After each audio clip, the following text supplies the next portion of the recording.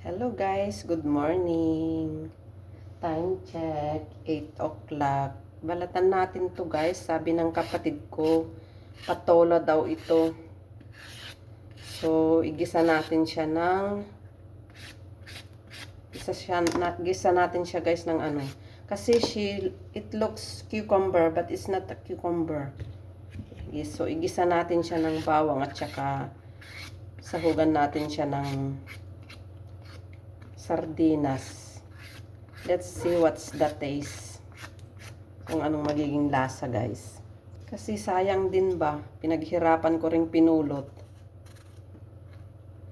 Kaya igisa natin kung totoong patola ito. Ay, cucumber naman ito. Kaloka.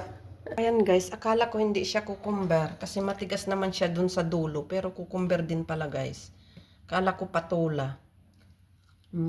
Cucumber pala guys. Ganyan kasi siya. Parang hindi siya cucumber. Pagkabukas ko na ganyan. Kaya, yan, unti-unti na natin kainin guys kasi sayang, di ba? Dami ko na naman napulot. Binabad ko sa water para maging fresh. Thank you for watching guys. See you on my next vlog. New day, new blessing. Bye!